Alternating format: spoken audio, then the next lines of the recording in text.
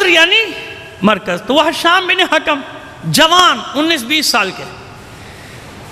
امام نے 2 آدمیوں کو مناظرے کی اجازت دی تھی بس. ایک اپنے شاگرد مومن طاق جن کا نام ہے نعمان ابن ثابت، اور ایک حشام کو. باقی سب کو منع کر رکھا تھا خبردار مذہبی بحث نہ کرنا. ایک بڑا اہم پیغام دینا چاہ رہے ہیں آج کی مجلس میں، خبردار مذہبی بحث نہ کرنا، مذہبی بحث میں نہ الجھنا، کسی سے مناظرہ نہ کرنا. تو جو 4-5 آپ کے شاگرد تھے مسجد میں بیٹھے تھے، دیکھا مومن طاق کسی سے مناظرہ کر رہے ہیں تو یہ الجھ گئے ان سے جا کے. آپ نے سنا نہیں، معصوم نے منع کیا ہے، امام نے منع کیا ہے مناظرہ کرنے کو. کہا تمہیں منع کیا ہے؟ کہا ہاں. تو نہ کرو مناظرہ، نہ کرو مناظرہ. کہا آپ کریں؟ کہتے ہو میں جانوں امام جانے، تمہیں منع کیا ہے نا، تم نہ کرو مناظرہ. وہ آ گئے امام کی خدمت میں. کہا فرزند رسول آپ نے منع فرمایا تھا، وہ پھر بھی کر رہا مناظرہ. کہا کہ اس کو کرنے کی اجازت ہے، اس کو کرنے کی، کیونکہ میں اس کی صلاحیت جانتا ہوں نا. وہ اپنے اوپر کسی کو غالب نہیں آنے دیتا، اپنے مخالف کو مغلوب کر دیتا ہے، چھا جاتا ہے اس پر، نکلنے نہیں دیتا.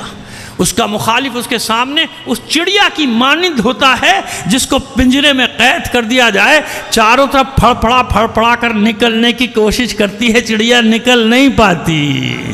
معصوم بتا رہے ہیں کہ اگر کسی سے بحث کرو تو کم سے کم اتنی قدرت تو رکھو کہ مخالف نکل کے بھاگنے نہ پائے. منع کیا نا سب کو کہ نہ کرو، تمہاری اتنی صلاحیت نہیں. حشام کو حکم دیا امامت کے بارے میں، صرف ایک سبجیکٹ امامت تھا اس کا، حشام کا، کہ بس امامت کے بارے میں بحث کیا کرو جاؤ. اور جس سے بھی مقابلہ کرانا ہوتا تھا اس کو بھیج دے، جاؤ تم جاؤ. وہ کہتے تھے ہمیں آپ سے مقابلہ کرنا ہے. کہا اس کو ہرا دیا تو مجھے ہرا دیا جاؤ. ایسا ہوا تھا. ایک وفد آیا تھا پورا شام سے اور بڑا سوالات لے کر آئے. امام نے کہا بحث کر لو اس سے، یہ بیٹھا ہوا ہے. کہا نہیں اس سے نہیں، ہمیں تو آپ سے بات کرنی ہے. کہا اچھا ایسا ہے کہ اگر تم اس پہ غالب آ گئے تو مجھ پہ غالب آ گئے.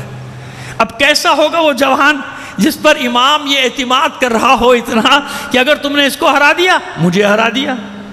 سمجھ میں آئی؟ تو ہر ایک کے بس کی بات نہیں. میرے بچوں، یہ سوشل میڈیا پہ جو تماشا ہو رہا ہے یہ انتہائی نامناسب ہے. نہیں معلومات دین کی کسی کو، الٹی سیدھے لے کے بیٹھ جائیں گے. کبھی کچھ مسئلہ کھڑا کرا دیتے، کبھی کچھ مسئلہ کھڑا دیتے. خاموش رہو. کوئی بات ایسی ہے نقل کرنے کی نقل کر دو، کسی عالم کی بات ہے نقل کر دو. بحث مباحثے میں پڑ جاتے الٹے سیدھے خواہ مخواہ کے، اور مسائل بڑھتے ہیں، گھٹتے نہیں ہیں ان حرکتوں سے، بڑھ جاتے ہیں. اگر دوسری طرف سے جہالت ہو رہی ہے تو کیا جاہل کے ساتھ جاہل بنو گے؟ دوسری طرف تو جہالت ہے اور کچھ بھی نہیں ہے، گالم گلوچ ہے، فحش کلامی ہے، کیا ان کے ساتھ ویسے بنو گے؟ منع کیا ہے معصومین نے، ضرورت ہی نہیں ہے. جن کا کام ہے جواب دینا وہ دیتے ہیں، اور میدان میں دیتے ہیں، مردوں کی طرح دیتے ہیں. بچوں کو نہیں دیتے، ان کے بڑوں کو دیتے ہیں. وہ بڑے بڑے ماشاءاللہ قابو آ گئے، بڑے بڑے قابو آ گئے. تو ہر ایک کے بس کی بات نہیں ہوتی نا کہ جس کے ہاتھ میں موبائل ہے، چیمپئن بنا ہوا ہے، لگا ہوا بحث میں، مذہبی بحث میں، تجھے خود پتہ نہیں دنیا سے تو بحث کر رہا ہے الٹی سیدھی. نتیجہ یہ ہوتا ہے مشکل باتیں آ جائیں، اب کارڈر اب آئے مائش آئیں، اب ہمیں میسج کریں گے، میسج آئے قبلہ ہی بتا تو پہلے کیوں نہیں پوچھا تھا؟ یہ ساری اتنی کارستانیاں کرنے کے بعد جب تجھے ہمارے پاس آنا تھا تو پہلے ہی آ جاتا نا بھائی. اتنی طوفان بدتمیزی سوشل میڈیا پہ اٹھانے کے بعد اب پوچھ رہے ہو ہم سے، تو پہلے کیوں نہیں پوچھا تھا؟ پہلے تو خود چیمپئن بنے بیٹھے ہوئے سارے، موبائل ہاتھوں میں لے کے دھڑا دھڑ صبح سے شام تک، جیسے اور کوئی کام ہی نہیں رہ گیا دنیا میں. ایک اس نے مصیبت کر دی، جنہوں نے ایجاد کیا وہ بڑے سکون سے وہ استعمال ہی نہیں کرتا، بند رکھتا ہے. نہ دفتر میں استعمال کرے گا، نہ کالج میں، نہ یونیورسٹی. جانتے جو لوگ یہاں کتنے ماشاءاللہ باہر رہتے ہیں، باہر سے ان کو معلوم ہے وہاں استعمال ہی نہیں ہے اس کا. بھائی ماں توہین ہے ایسے آپ فون کرتے ہیں کسی کو، کیوں فون کیا تم نے مجھے، کس لیے فون کیا، کس لیے میسج کیا، لڑائی ہو جاتی ہے. وہاں کرتے نہیں ہیں، ان کا ہے ہی نہیں، ان کا معاشرہ یہ اس بات کی عادت ہے. بھائی یہ فرصت کا کام ہے، کوئی کام. فون آنے کا مطلب ایسے جیسے آج سے 60 سال پہلے ٹیلی گرام آنا. تار، میں چھوٹا سا تھا مجھے یاد ہے، فلاں گھر میں تار آ گیا. تار سمجھتے ہیں؟ آج کے بچے سمجھتے بھی نہیں بیچارے. جب کچھ نہیں تھا نا، ٹیلی فون نہیں تھا، ٹیلی فون تھا خاص دفاتر میں ہوتا تھا، خاص بڑے آدمی کی علامت ہوتا تھا ٹیلی فون. وہ بھی کال کرتا نہیں تھا، خالی کالا ڈبہ رکھا رہتا تھا. اس وقت بھی بل سے ڈرتے تھے لوگ، دوسرے کو تو کرنے ہی نہیں، لکھا ہوتا تھا نشانی کہ ہاں بھی اس کے گھر میں ٹیلی فون ہے. وہ ٹیلی گرام کا زمانہ تھا، اس کو کہتے تھے دیسی زبان میں تار. ٹیلی گرام آنا یعنی تار آنا.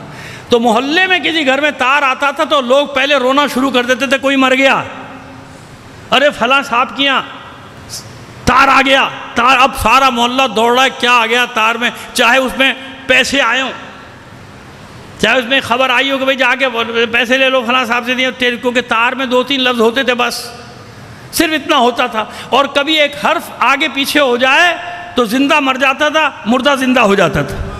مثالیں دے سکتا ہوں ایسے الفاظ دیکھو، ذرا سے انگلش کی اسپیلنگ ادھر ادھر ہوئی، کوہرام مت گیا گھر میں، لو ابا گئے، حالانکہ ابا موجود ہے، ابا نے کچھ اور لکھا تھا، ٹیلی گرام میں کچھ اور آ گیا، تو تار ہوتا تھا، تو ایک تار آتا تھا، قیامت ہو جاتی تھی، تار آیا فلاں کیا تار آیا۔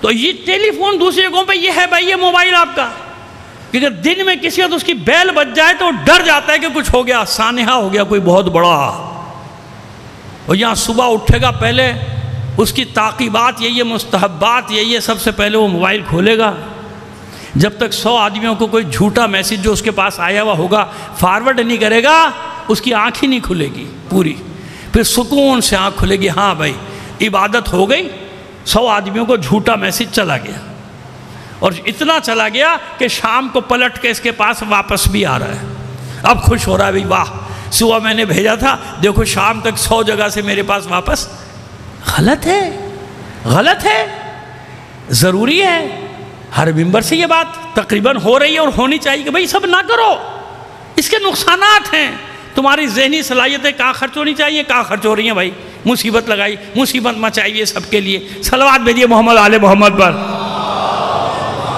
خیر جناب، اب یہ باتیں تو اس کے باتوں کے بغیر تو میری مجلس ہوتی نہیں، یہ ضروری ہوتی ہے مجھے باتیں آپ سے کرنا، بلکہ یہ سمجھے کہ باتیں کرنا بہت ضروری ہوتی ہیں، واجب ہوتی ہیں باتیں آپ سے کرنا، بعض اوقات واجب ہو جاتا ہے کہ بچوں کو سمجھائے کون، کوئی تو سمجھانے والا ہو جو بچوں کو سمجھائے کہ بیٹا کیا تمہارے لیے اچھا ہے، کیا تمہارے لیے برا ہے۔ تو معصوم نے منع کیا، سب شاگرد نے منع کر دیا، خبردار کوئی بحث نہیں کرے گا۔ 4-5 افراد تھے اس مضمون کے متخصص یعنی اسپیشلسٹ، ان کو اجازت دی ہوئی تھی، ابو بصیر کو اجازت تھی، بات کرو، ہم بیٹھے ہیں بات کرو۔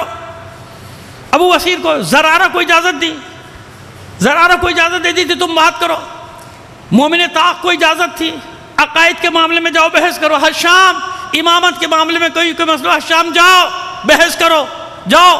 امام جانتے تھے، اور حشام کے بارے میں یہ کہتے تھے اس کے سامنے اس کا مخالف ایک زخمی کبوتر کی طرح تڑپ رہا ہوتا ہے کہ میں کہاں سے اپنی جان بچاؤں اور نکل کے بھاگوں۔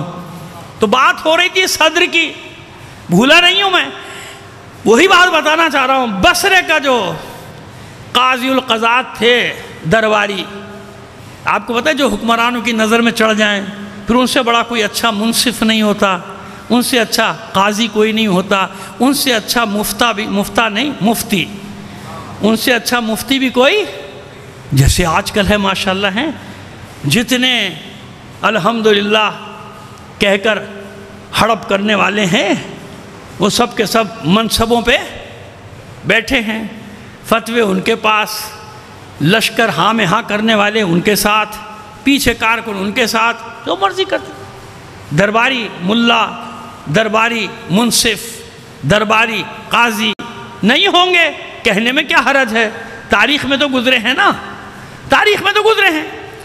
تو اسی طرح کے ایک شخص کو جو خوب ان کی حکومت کی ہاں میں ہاں، ہر بات میں ہاں میں ہاں، ہاں میں ہاں ملاتا تھا، اور ہاں میں ہاں ملانے والے کو عہدے کتنے جلدی جلدی ملتے ہیں۔ ہمارے یہاں بھی بہت سارے شعبے بنائے ہوئے ہیں پکڑنے کے لیے مولویوں کو، یہ بہت بولتا ہے، اس کو فلاں کمیٹی میں ڈال دو۔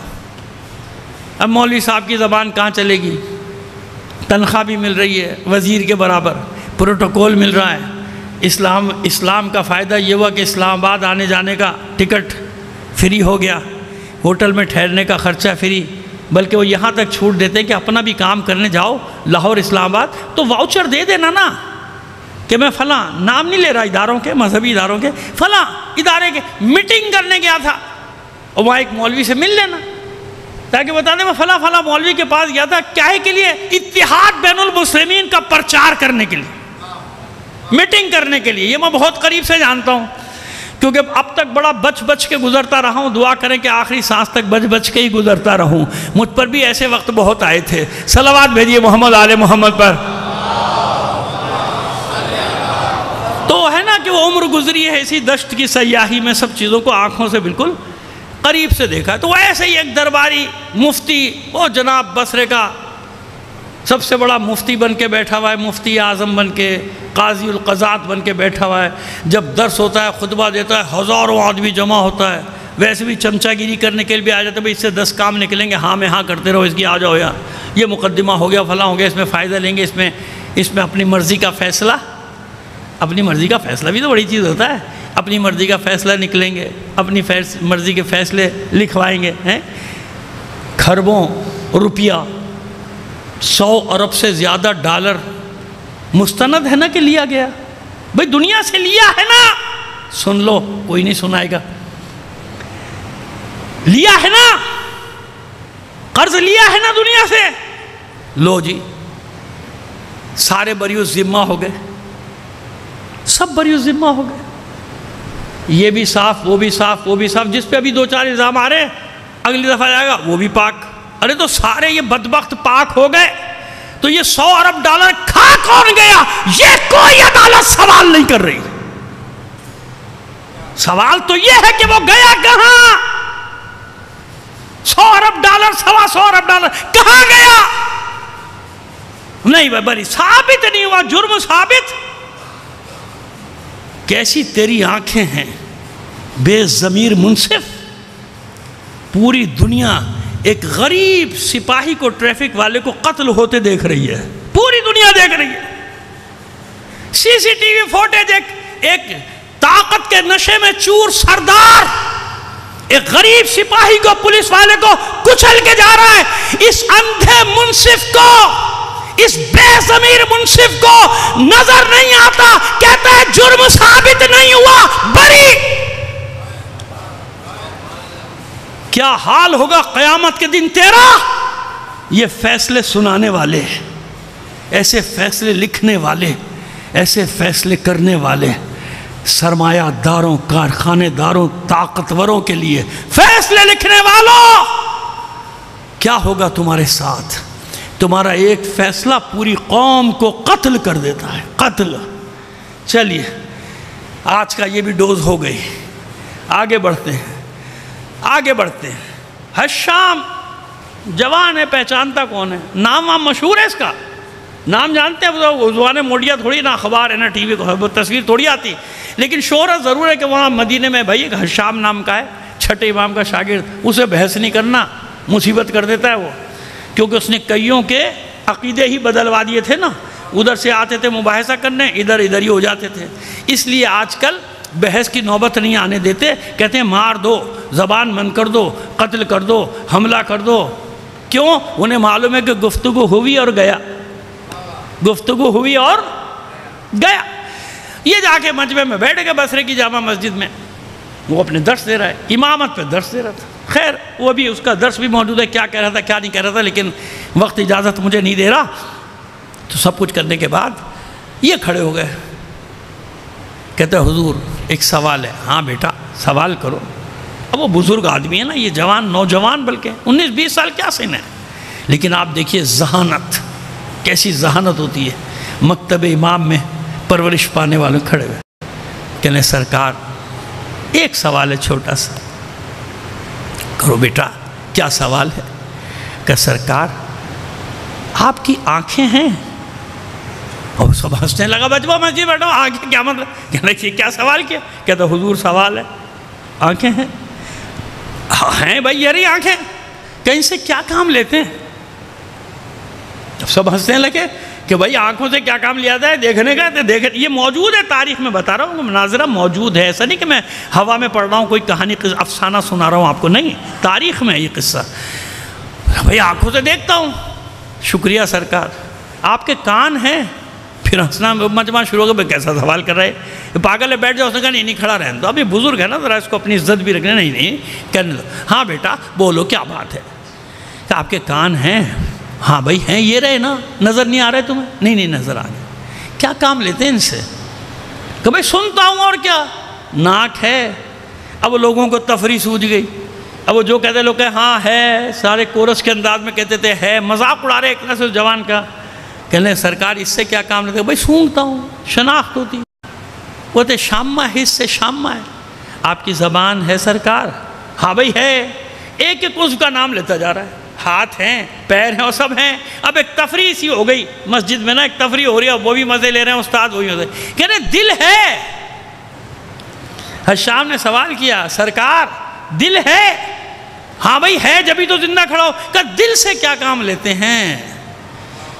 تو بے ساختہ اس نے کہا کہ دل صدر ہے، صدر مقام ہے، امام ہے. اعضاء و جوارح ساری حرکتیں دل کی پابند ہیں، دل کی پابند ہیں. ہوتا ہے نا ایک بار عقل بھی آپ کا ساتھ چھوڑ دیتی ہے. عقل کہتی ہے کام نہیں کرو، مگر آپ کا دل کہتا ہے کرو تو کر دیتے ہیں، ہے نا. دل امام. کہتا ہے بھئی دل ان تمام اعضاء و جوارح کا امام ہے نا. تو کہا اللہ سرکار بس یہی میرا سوال ہے کہ اللہ نے اتنے سے جسم کے لیے امام رکھا، اندر اس کائنات کے لیے کوئی امام نہیں رکھے گا. اتر آیا منبر سے، کہتا ہے تو حشام ہے. بے ساخت کہتے ہیں نام حشام ہے. ہاں میں ناچیز حشام ہوں. اب کھسیا گیا، اپنی جگہ پہ بٹھا دیا. اچھا مجمع کے لیے تھوڑی دیر کے لیے درس دے دے. اور کیا کہتا اس سے؟ کیونکہ جانتا تھا کہ صرف حشام ہے جس کو امام نے امامت کے بارے میں مناظرے کی اجازت دیے. جاؤ. ایسے 2-3 منٹ میں سب کو پلٹا دیتا تھا، یہ فکریں لوگوں کی پلٹا دیتا تھا. تو ان لوگوں کو حق ہوتا ہے امامت کے بارے میں بات کرنے کا، ہر ایک کو نہیں کہ ہر ایک بیٹھ جائے اپنی بقراتیت جھاڑنا شروع کرتے موبائل کے اوپر. وہ ایسی چیزیں میں بھی دیکھتا ہوں، مجھے بچے میرے دکھاتے، میں حیران تو کیا پاگل ہے یہ، کون سی یہ کیا بات ہے؟ وہ بظاہر بڑا بقرات بن رہا ہے، پیچھے کتابیں سجائی ہوئی ہیں، اس کی دلیل بودی دلیل ہے، کوئی جان ہی نہیں ہوتی دلیلوں میں. لیکن عام آدمی سمجھ رہا ہوتا ہے کہ بڑا قابل ہے، بھائی یہ تو بڑا قابل ہے، اس کی تو بڑی دلیل ہے. کائے کی دلیل؟ کس بات کے؟ مخالف ایسے اڑا دیتے ہیں، 1 منٹ میں اڑا دیتے ہیں اس کی دلیلوں کو. اڑایا ان لوگوں. ایسے نہیں کرتے. جس کا کام ہے اس کے لیے رہنے دو نا. ہر آدمی ایسے بن جاؤ گے پھر کیا ہوگا؟ تماشا بن جائے گا. اور بن رہا ہے تماشا سوشل میڈیا پہ. ان کا بھی، ہمارا نہیں، ان کا بھی بن رہا ہے. ان کا بھی یہی حال ہے، سب جگہ ایک ہی حال ہے. صلوات بھیجیے محمد آل محمد پر.